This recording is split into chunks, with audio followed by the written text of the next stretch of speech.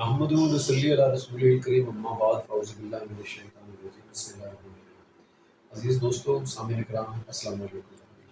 قرآن class میں آپ سب کو خوش آمدید کہتا ہوں اور خدا مہربان کا شکر گزار ہوں کہ اللہ تعالیٰ نے پھر سے مجھے موقع دیا ہے کہ میں اس کا مطالعہ کر کے آپ لوگوں کے سنا کے آپ کے ساتھ جو کچھ میں نے سیکھا ہے بحیثیت طالب علم آپ لوگوں کے ساتھ شیئر کر سکوں۔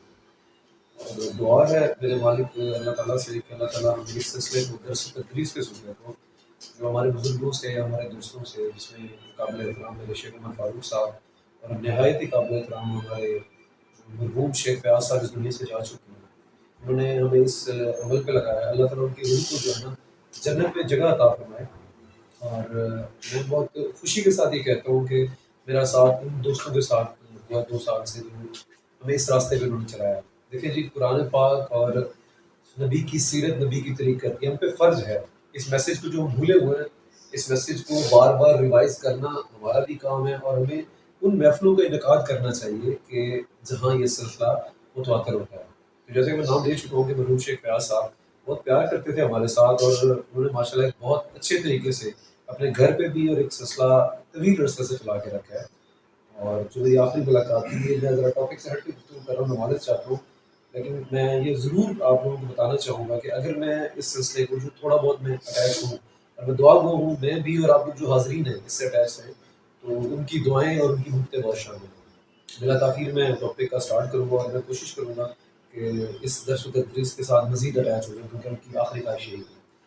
بسم اللہ الرحمن الرحیم۔ آج کا ہمارا موضوع سورۃ جمعہ ہے۔ سورۃ جمعہ کے 2 رکوع ہیں، یہ 62ویں سورہ ہے اور اس کی 11 ورسز ہیں۔ سورۃ جمعہ جو ہے پہلے بھی یہاں ڈسکشن ہو چکی ہے، میں پھر سے ایک بار اس سورت کا مطالعہ کر کے کوشش کروں گا کہ اگر ہو سکا اور ٹائم ہوا تو دونوں رکوع کو ڈسکس کر لیں گے، ورنہ ایک کو کر لیں گے۔ سب سے پہلے میں اس کا نام، زمانہ نزول اور جو مضمون کا اندر پس منظر ہے وہ بیان کر دوں، اس کے بعد اس کی آیات کا مطالعہ کر کے ترجمہ تفسیر کریں گے۔ جو سورۃ جمعہ ہے، یہ آیت 9 کے جو اس کی 9ویں آیت ہے، اذا نودی للصلاۃ من یوم الجمعہ سے ماخوذ ہے، اور اس میں اس نماز جمعہ کے بھی احکام بیان کیے جا سکتے ہیں۔ اور ویسیت مجموعی جو ہے نا، یہ جو مضمون ہے وہ اس کا عنوان نہیں ہے، باقی صورتوں کا اس کا ایک نام ہے۔ اب اس کے جو 2 رکوع ہیں، جو پہلا رکوع ہے وہ 7ویں ہجری میں نازل ہوا ہے۔ کہا جاتا ہے کہ فتح خیبر کے موقع پر جو ہے نا، فتح خیبر کے موقع پہ یہ نازل ہوا، اور حضرت ابو ہریرہ کی روایت سے نکلا کہ حضور صلی اللہ علیہ وسلم کی خدمت میں ہی حاضر تھے جب ان آیات کا نزول ہوتا ہے۔ اور تاریخ میں یہ کہا جاتا ہے کہ جو حضرت ابو ہریرہ انہوں نے اسلام صلح حدیبیہ کے بعد اور فتح خیبر سے پہلے وہ ایمان لائے تھے، اور یہودیوں کی یہ آخری معرکہ تھا جن کی شکست کے بعد جو ہے نا یہ آیات نازل ہوتی ہیں، اور فتح خیبر کے موقع پر ان کو نہایت ہی منہ کی کھانی پڑی تھی۔ اور دوسرا جو رکوع ہے وہ ہجرت کے بعد نازل ہوا مدینے میں، جب 5ویں روز آپ نے قیام کے بعد 4 روز قیام کے بعد 5ویں دن آپ نے نماز جمعہ کا اہتمام کیا تھا، اور پھر نماز جمعہ کا سلسلہ شروع ہوتا۔ اب اس کے جو موضوع اور مضامین آتے ہیں نا، اس میں 2 الگ الگ رکوع کے 2 الگ مضامین ہیں۔ پہلا رکوع یہ ہے کہ یہودیوں نے جو نبی مہربان صلی اللہ علیہ وسلم کی جب آپ کا دعوت و تدریس کا سلسلہ شروع ہوا، اللہ تعالیٰ نے آپ کی ذمہ داری ڈالی، تو انہوں نے آپ کی راہ میں روڑے اٹکایا، اور مدینہ میں 3 قبیلے جو ہے نا آپ کی جان کے دشمن بنے ہوئے تھے، آپ کے خلاف تھے، اور سر ایڑی کا زور لگا رہے تھے کہ وہ آپ کو ناکام کر سکیں۔ اور نتیجہ یہ تھا کہ ان کو پھر منہ کی کھانی پڑی، اور نتیجہ یہ ہوا کہ ایک قبیلہ پوری طرح تباہ و برباد ہو چکا تھا۔ اس کے بعد جو ہے بیٹھ جائیں۔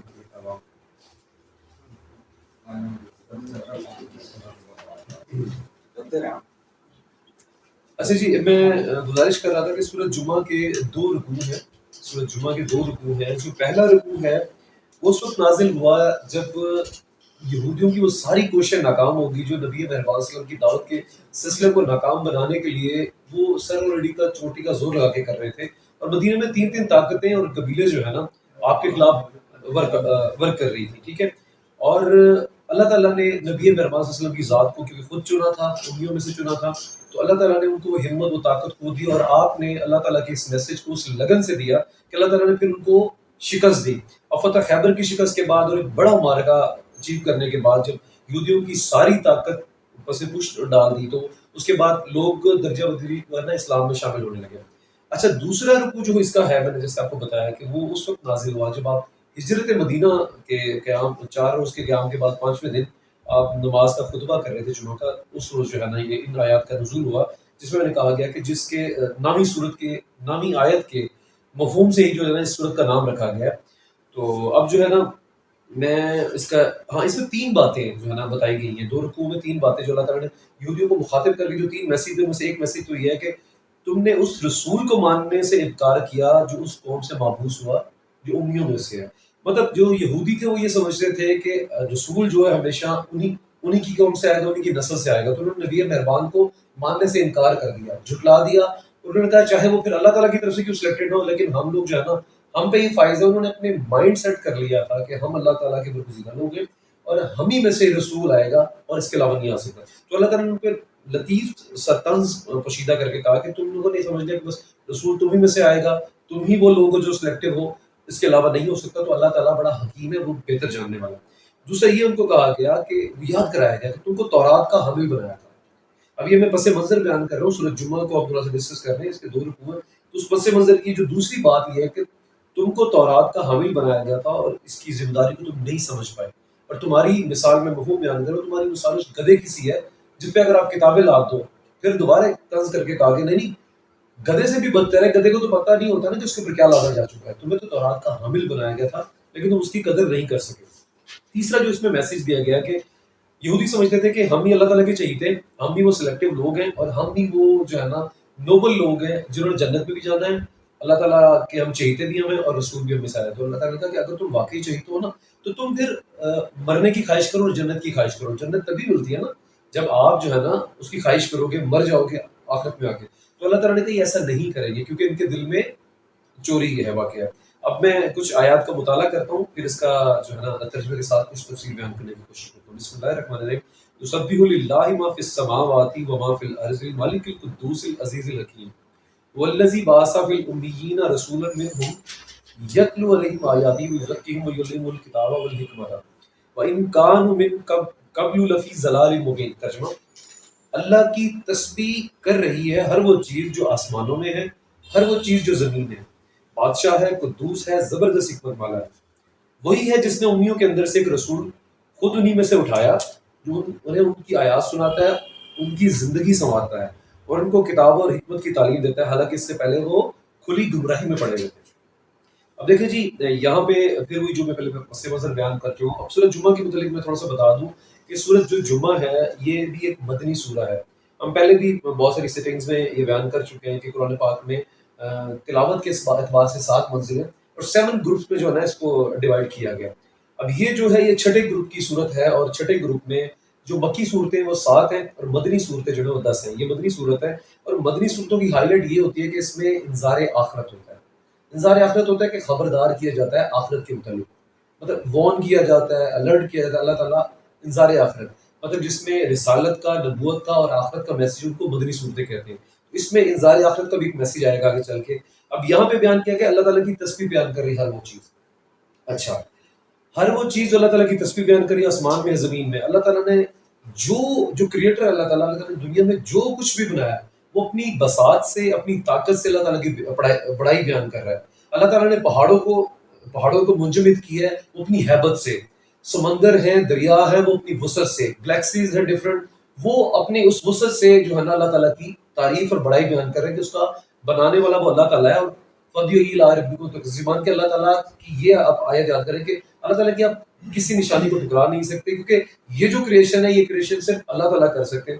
ہم اپنی ذات سے، زبان سے بول کے ہم اللہ تعالیٰ کی تعریف بیان کر سکتے ہیں. چرند ہیں، پرند ہیں، وہ چہکا کے، خوشبو ہے، مہک کے اللہ تعالیٰ کی تسبیح بیان کر رہی ہے. تو یہ جو مدنی صورتیں ہیں نا چھٹے گروپ میں 5 صورتوں میں مسبحات ہے. یسبح للہ ما فی السماوات، مسبحات کہتے ہیں کہ تسبیح بیان کرتی ہیں، اللہ تعالیٰ کی بڑائی بیان کرتی ہیں اپنے انداز سے، اپنی وسعت سے، اپنی طاقت سے. اللہ تعالیٰ کی بڑائی بیان کر رہی ہے چاہے وہ زمین میں ہے چاہے وہ آسمانوں میں. اللہ تعالیٰ نے جو بھی جہاں بنایا اس میں جو چیز بنائی ہے وہ اللہ تعالیٰ کی بڑائی کو بیان کر رہی ہے. کیونکہ آگے پھر کہا گیا کہ وہ بادشاہ ہے، قدوس ہے اور زبردست حکمت والا ہے. اس میں کوئی شک نہیں ہے. بینگ اے مسلم ہمارا ایمان ہے کہ اللہ تعالیٰ ہی از کنگ آف کریٹر ہے، king of this world, all over the world جو ہے اللہ تعالیٰ ہی کنگ ہے اور اللہ تعالیٰ سے بہترین حکیم کوئی ہو نہیں سکتا. ہم جتنا بھی اپنے لیے بہتر سوچتے ہیں، اکثر کہتے ہیں نا کہ ایک مفہوم ہے آیات کا، اے بندے تیری خواہش ہے میری خواہش ہے، پر ہوگا وہی جو اس کی خواہش ہے. تو ہم اگر بہتر سوچ سکتے ہیں تو وہ بہترین سوچنے والا ہے. اس بات کا بینگ اے مسلم ہمیں یقین ہونا چاہیے. پھر اگلی جو آیت ہے یہاں پہ کہ والذی باسا، وہی ہے جس نے امیوں کے اندر سے ایک رسول مختص کیا۔ اب یہاں پہ اس کو ڈسکس کرنے سے پہلے میں ہلکا سا اس کو تھوڑا سا پروسیڈ کرتا ہوں کہ رسول کو بھیجنے کی ضرورت ہی کیوں آئی، کہ اس نے امیوں کے اندر سے رسول اٹھایا، چلے وہ بنی اسرائیل سے ہوتا یا غیر بنی اسرائیل ہوتا، لیکن سوچئے اللہ تعالیٰ نے ہمیں عقل سلیم دی ہے، جہاں اللہ تعالیٰ نے اتنی ساری چیزیں بنائی ہیں تو اشرف المخلوقات ہم انسانوں کو بنایا، تو اللہ تعالیٰ نے ہمیں وہ طاقت بخشی ہے کہ ہمیں اللہ تعالیٰ نے وہ عقل سلیم بھی دی ہے کہ ہم اس پہ سوچیں کہ نبیوں اور پیغمبروں کا بھی سلسلہ آیا، اور پھر یہ جو نبی مہربان آخری خاتم النبیین آئے ہیں صلی اللہ علیہ وسلم، کیوں آئے، ضرورت کیوں پیش آئی، کہ آپ کو بھیجا کیوں گیا، آپ کا مقصد کیا صرف درس اور تزکیہ نفس تھا یا تربیت تھا یا اس کے علاوہ بھی کچھ تھا؟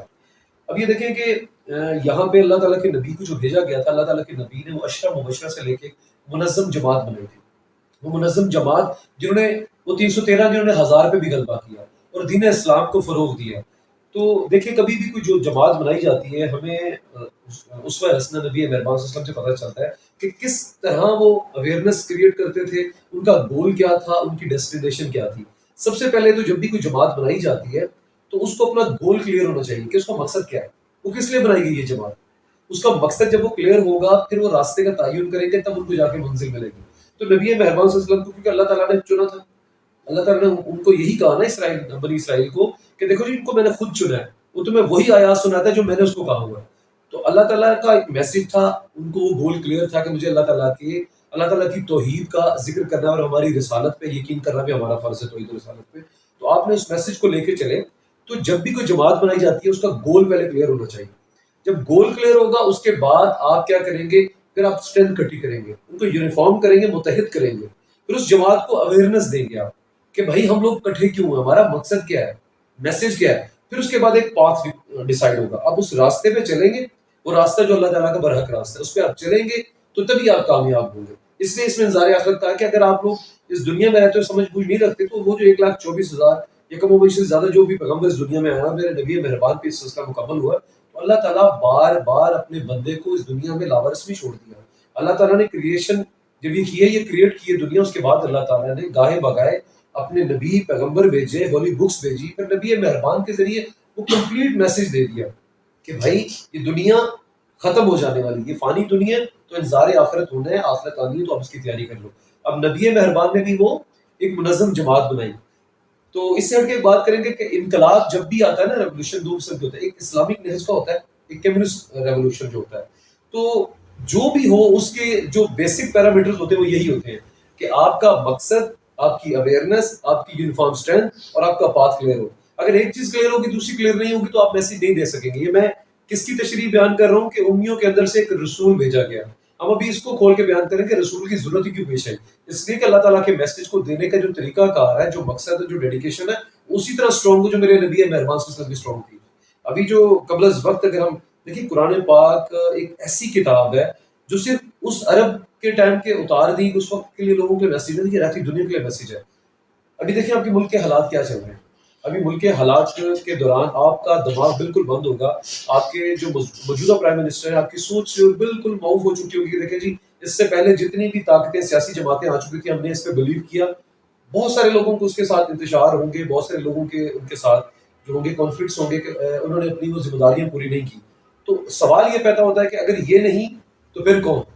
اگر آپ نے اس کا بھی فیصلہ کرنا تو یہاں سے ملے گا۔ اس کو میں ریلیٹ اس طرح سے کروں گا کہ ابھی آپ کے سامنے بہت ساری جماعتوں نے مارچ کی جو ہے نا تلقین کر دی ہے، بھی مارچ میں مارچ ہوگا، ٹھیک ہے، آپ ان کی بات سنیں۔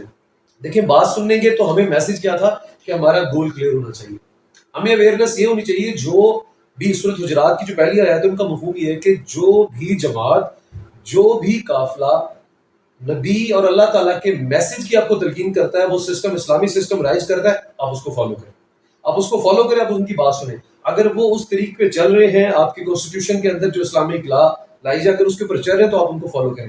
اگر ان سے وہی چیز آپ کو مل رہی ہے جس کا گول ڈیفائن نہیں ہے، جس کا ڈیسٹینیشن نہیں ہے، آگے جا کے آپ کھائی پہ گر جائیں گے۔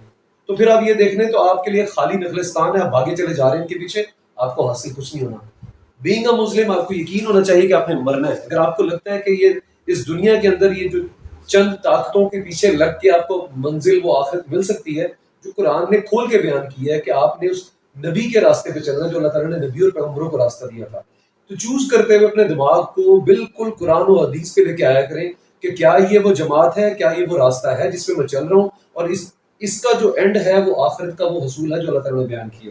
تو یہ وہ اللہ تعالیٰ کے نبی کا میسج تھا، امیوں کے اندر سے نبی اٹھانے کا مقصد یہ تھا۔ پھر وہ ایک ایسے نبی اٹھائے جو جن کی ذات پرفیکٹ ہے، جس میں کوئی کمی نہیں ہے، کیونکہ اللہ تعالیٰ نے اس کو چنا ہے، اللہ تعالیٰ نے ان کو چوز کیا۔ پھر اب یہاں پہ لطیف سا طنز دیا جا رہا ہے بنی اسرائیل کو، کہ بنی اسرائیل کہتے تھے کہ جو بھی نبی آئے گا وہ ہم ہی میں سے آئے گا، کیونکہ وہ تہیہ کر کے بیٹھے ہوئے تھے کہ ہم ہی اللہ تعالیٰ کے نیک لوگ ہیں۔ تو اللہ تعالیٰ نے بتایا کہ میں نے تمہیں ان میں سے امیوں میں سے اس لیے چوز کیا ہے کہ میں بادشاہ ہوں، میں حکیم ہوں، اور میری ہی بادشاہی ہے، میری حکمت ہے، میں جسے چاہوں عزت بخشوں اور جسے چاہوں ذلت بخشوں۔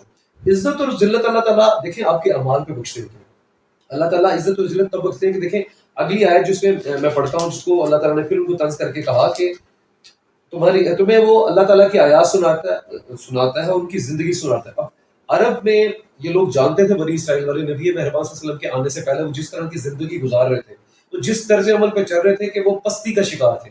نبی مہربان کے آنے کے بعد ان کی اس دعوت و تدریس کا سلسلہ دینے کے بعد، آپ کا اخلاق کے بعد، آپ کی ایمانداری کے بعد، آپ کا لاوارثوں کے ساتھ محبت کے ساتھ، آپ کا وہ شفیق ہونا، آپ کا وہ مہربان ہونا، آپ کی اس برکتوں سے اور آپ کے انداز بیان سے اور آپ کے طریق سے، وہ جو آپ کی درمیانی مزاج کی چال تھی جو سورۃ حجرات میں ہے کہ اپنی جو زمین پہ چال ہے وہ بھی اعتدال سے رکھو۔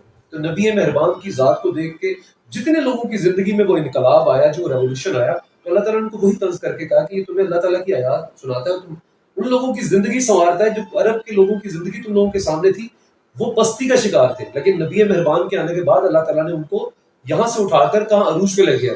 اس کے بعد بتایا کہ حالانکہ اس سے پہلے وہ انکان کبھی لفی ضلال مبین، اس سے پہلے وہ کھلی گمراہی میں تھے، پر حق کیا وہ اس سے پہلے شراب، دیکھیں کہ اللہ تعالیٰ کے گھر میں وہ شراب، زنا اور وہ کس طرح کی محفلوں کا انعقاد ہوتا تھا، وہ صریح گمراہی میں تھے۔ تو اللہ تعالیٰ نے ان کو یہی میسج کیا کہ اس سے پہلے تمہیں نہ اخلاقیات تھی، نہ تمہاری تمدنی، جب معاشی نہ مذہبی کسی قسم کی کوئی تمہیں اخلاقیات نہیں تھی۔ پھر نبی مہربان کی ذات کو ان کی دعوت کے ذریعے اللہ تعالیٰ نے سب کچھ بدل کے رکھ دیا۔ آگے آیا تھا وآخرین منہم لما یلحق بہم وہو العزیز الحکیم، اور اس رسول کی بات ان دوسرے لوگوں کے لیے بھی ہے جو ابھی ان سے نہیں ملے۔ اب اللہ تعالیٰ زبردست حکیم ہے۔ اب یہاں پہ یہ بتایا جا رہا ہے کہ رسول کی بات ان لوگوں کے لیے بھی ہے جو ان سے بھی نہیں ملے۔ ایک تو وہ لوگ جو رسول صلی اللہ علیہ وسلم، ایک تو اس میں دو قسم کی کیٹیگری کے لوگ آئیں گے۔ نبی مہربان کو جب بھیجا گیا، امیوں میں سے اٹھایا گیا، ایک تو وہ لوگ تھے جنہوں نے بنی اسرائیل سے تھے اور نبی مہربان کے صف میں اور قافلے میں شامل نہیں ہوئے۔ جو غیر اسرائیلی لوگوں میں سے نبی مہربان کو اٹھایا گیا، اور بنی اسرائیل کے وہ لوگ جو آپ کے میسج اللہ تعالیٰ کی طرف سے آ جانے کے بعد آپ لوگوں سے نہیں ملے، حالانکہ بنی اسرائیل کے لوگوں کو بتایا جا چکا تھا، ان کی کتابوں اہل کتاب کو بتایا جا چکا تھا کہ یہ نبی آنا ہے، اور اس نبی کے ساتھ شامل ہونے کی دعا حضرت ابراہیم علیہ السلام مانگا کرتے تھے، میری اولادوں کو نبی مہربان کی نسل میں سے شامل کرنا، لیکن اس کے باوجود وہ کھلی گمراہی میں چلے گئے، انہوں نے اس کو اڈاپٹ نہیں کیا۔ تو ایک تو ان کو کہا جا رہا ہے، اور ایک وہ میسج بھی ہے جو نبی مہربان کا میسج سنے وہ ہم لوگ بھی ہو سکتے ہیں، ان کا میسج جو بھی ان سے نہیں ملے یہ وہ لوگ بھی ہو سکتے ہیں۔ تو یہ اس میسج کی طرف ہائی لائٹ کیا جا رہا ہے۔ تو ان کی جو بات ہے، جو ان کا پیغام ہے، جو ان کی وہ دعوت ہے، جو ان کی وہ اسٹرگل ہے، وہ ان لوگوں کے لیے بھی ہے جو ابھی تک نبی مہربان صلی اللہ علیہ وسلم کی ذات سے نہیں ملے۔ ذالک فضل اللہ یؤتیہ من یشاء واللہ ذو الفضل العظیم، اللہ تعالیٰ یہ اس کا فضل ہے جسے وہ چاہتا ہے دیتا ہے، اور وہ بڑا فضل فرمانے والا ہے۔ اب دیکھیں جی، یہ وہی بات پھر سے پچھلے سے ریلیٹ ہو رہی ہے کہ اللہ تعالیٰ ان کو بارہا طور پہ یہ کہہ رہے ہیں کہ یہ جو ڈیسائیڈ کرنا ہے، یہ جو حکمت ہے، یہ مجھے ہی سوٹ کرتی ہے۔ میں حاکم ہوں، میں حکیم ہوں، میں بادشاہ ہوں، میں نے ہی چوز کرنا ہے۔ کہ دیکھو اللہ تعالیٰ نے اگر پہلے بنی اسرائیل کو چوز کیا تھا کہ انہی میں سے نبی اٹھایا جاتا تھا، ان کو اہل کتاب بنایا گیا تھا، اگر ان لوگوں نے اس چیز کو، اللہ تعالیٰ کی اس رسپانسبلٹی کو بخوبی نہیں نبھایا، تو پھر اللہ تعالیٰ نے امیوں میں سے نبی چن لیا۔ تو اللہ تعالیٰ یہ کہہ رہا ہے کہ یہ میرا فضل ہے کہ پہلے میں نے تم پہ فضل کیا تھا، میں نے تمہیں چوز کیا تھا۔ جیسے اس دنیا میں دیکھ لیں نا کہ اگر آپ کسی سسٹم کا حصہ ہے تو وہاں پہ بھی بہت ساری پوزیشن ہوتی ہے، کیٹیگرائز کیا جاتا ہے۔ جو مینیجر ہوتا ہے وہ کیا کرتا ہے کہ وہ ڈفرنٹ ڈیوٹیز جو ہے نا اسائن کرتا ہے ڈفرنٹ لوگوں کو۔ بہت سارے امپلائیز ہوتے ہیں، ہر بندے کی اسٹرینتھ، ہر بندے کا کیلیبر ڈفرنٹ ہوتا ہے، اور ہر بندے کی اپروچ ڈفرنٹ ہوتی ہے۔ اس نے جو میسج دینا ہے، اس نے جو گول بتانا ہے، اس نے جو ٹارگیٹ بتانا ہے، وہ سب کو یکساں بتانا ہے۔ اب it depends upon the approach of different people, وہ اس کو کیسے کلیکٹ کرتے ہیں اس میسج کو، یا کتنا ڈیڈیکیٹڈ رہتے ہیں اس کے ساتھ۔ مینیجر ایک عرصے تک وہ رسپانسبلٹیز دیکھتا رہتا ہے کہ کس طرح سے فالو اپ کیا، وہ فالو اپ بھی کرتا رہتا ہے۔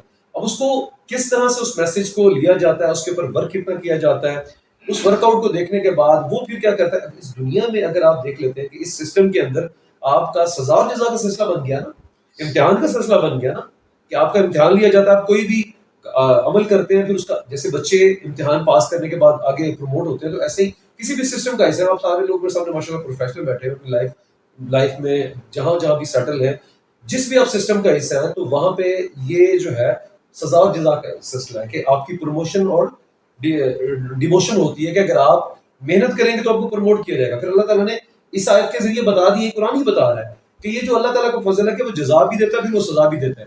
انذار آخرت کا یہی ہائی لائٹ تھی. یہ مدنی صورت اس لیے ہے کہ اس میں انذار آخرت آ رہا ہے کہ سزا اور جزا کا بھی سلسلہ ہوگا. اگر آپ اپنے پاس سے سیکھو گے کہ جو آپ کے پاس میں ہو چکے ہیں، جو نبی اور پیغمبر آئے ہیں، جو درس و تدریس دیتے آئے تھے، اگر اس اللہ تعالیٰ کے میسج کو انہوں نے نہیں کیا تو ان قوموں کے ساتھ کیا ہوا. لیکن نبی کی قوم کے ساتھ یہ ایک اسپیشل سلسلہ ہے کہ پہلے تو قوموں پہ عذاب آ جایا کرتا تھا، لیکن یہ ہے کہ نبی کی جو قوم ہے اس کے ساتھ یہ ہے کہ آخرت پہ فیصلہ ضرور ہونا ہے، لیکن مقافات عمل کو بھی ذہن میں رکھیں کہ اگر اللہ تعالیٰ کے راستے سے کوئی ہٹ کے کسی کا حق کھائے گا، کسی کے ساتھ فریب کرے گا، تو اللہ تعالیٰ اس دنیا میں بھی اس کو دکھا دیں گے. تو ہمارا یہ کامل یقین ہونا چاہیے. اگلی آیت ہے کہ اس میں یہ کہا جا رہا ہے کہ جن لوگوں کو تورات کا حامل بنایا گیا تھا انہوں نے اس کا بار نہ اٹھایا، اور اس کی مثال اس گدھے سی ہے. یہ میں پہلے بیان کر چکا ہوں کہ اللہ تعالیٰ نے تورات کا حامل جن لوگوں کو بنایا وہ اس کا بار نہ اٹھا سکے. اس کی رسپانسبلٹی، وہ جو اللہ تعالیٰ کا مقصد تھا، جو اللہ تعالیٰ کے پیغام کا مقصد تھا، اس کو پورا نہیں کیا. تو اللہ تعالیٰ نے ان کو ریلیٹ کیا کہ تمہاری مثال تو بھائی گدھوں جیسی ہے کہ جس کے اوپر کتابیں لاد دیے. پھر یہاں پہ پھر کوما ڈال کے پھر بات کو پھر ٹونٹنگ وے میں کہا گیا ہے کہ نہیں، گدھے کو تو پتہ نہیں ہوتا نا کہ اس اوپر لادا کیا گیا ہے. اب دیکھیں نا یہ کتنی حقارت والی بات ہے. ایک وہ انسان جس کو اللہ تعالیٰ نے اشرف المخلوقات کہا ہے، لیکن اللہ تعالیٰ کا یہ کسی نہ کسی طور پہ اگر یہ طنز ہے، یا اللہ تعالیٰ کے ایک بندے کے اوپر ایک اللہ تعالیٰ نے بندے پہ رسپانسبلٹی تھی، اللہ تعالیٰ کا مان تھا، جو فرشتے بھی کہہ رہے تھے اللہ کس انسان کو بنا رہا. تو اللہ تعالیٰ نے تخلیق میں کہا جو میں جانتا ہوں تم نہیں جانتے. تو اب اس میں بھی وہ لوگ ڈیوائڈ ہو گئے نا، وہ کیٹیگریز ڈیوائڈ ہوگی. ایسا نہیں ہے کہ سبھی انسان جو ہے نا اللہ تعالیٰ کے اس مقصد پہ نہیں اترے، اللہ تعالیٰ کے اس راستے پہ. اللہ تعالیٰ کے وہ نیک لوگ، جنت اور جہنم یہ دو چیزیں بنائی جا چکی ہیں. یہ ریوارڈ یافتہ لوگ بھی تو شامل ہوں گے، لیکن جو دوزخ کا سلسلہ ہے پھر وہ یہی لوگ ہوں گے جن پہ اللہ تعالیٰ خود طنز کر کے کہہ رہا ہے. ایک تو گدھے سے تشبیہ دی جا رہی ہے، پھر کہا جا رہا ہے نہیں گدھے کو تو پھر پتہ نہیں ہوتا، مطلب اس کو معصوم قرار دے دیا، وہ جانور ہے.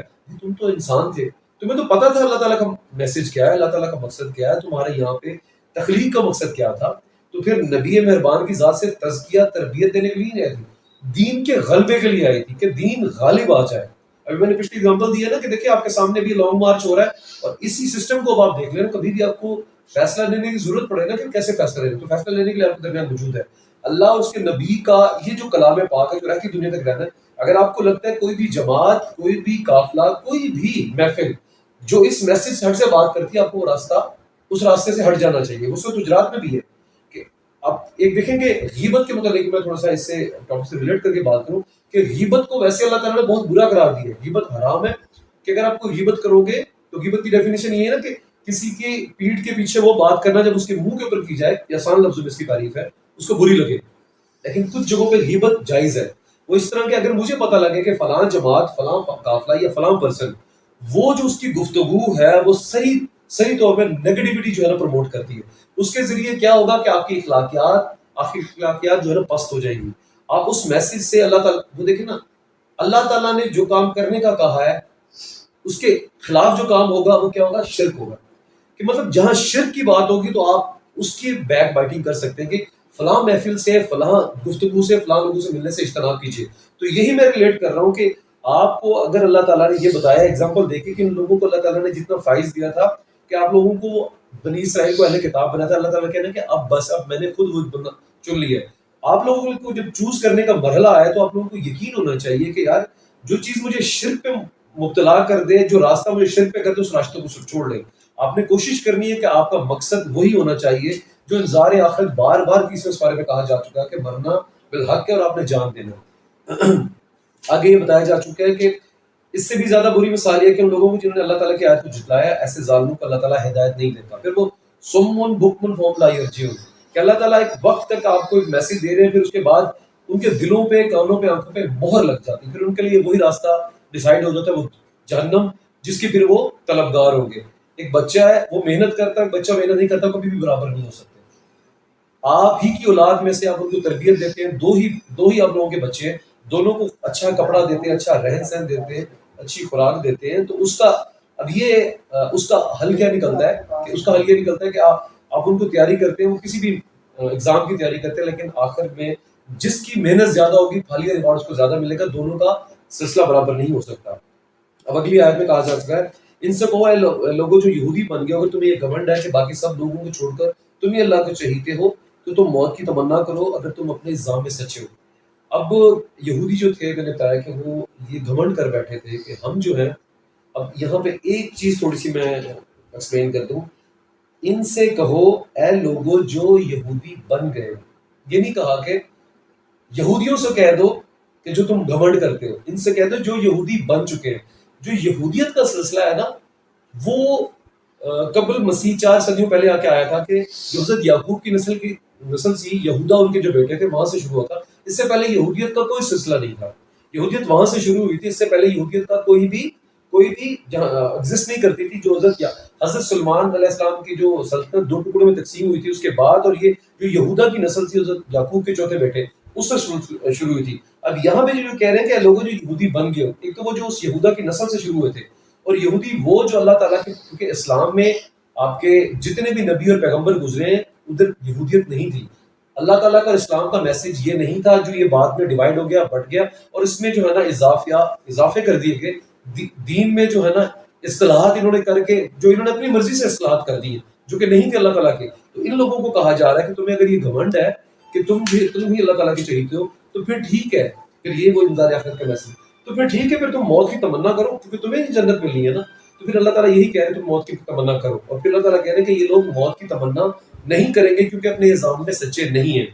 وقت کیونکہ اتنا نہیں ہے کہ میں دوبارہ دوسرے رکوع کو بیان کر سکوں، تو ابھی جو ہے میں سم اپ کرتا ہوں سورۃ جمعہ کی، جو میں نے چند آیات آپ کے سامنے مطالعہ کی کہ سورۃ جمعہ کے اس میسج سے، ویسے تو پورا قرآن ہی کمپلیٹ کوڈ آف کنڈکٹ ہے اسلام کا، آپ کی جو مسلمانوں کی طرز زندگی گزارنے کا اللہ تعالیٰ نے میسج دیا ہے۔ اس سورۃ جمعہ کو اس لیے بھی بہت زیادہ وہ کیا جا سکتا ہے کہ اس میں میسج بڑا کرسٹل کلیئر ہے۔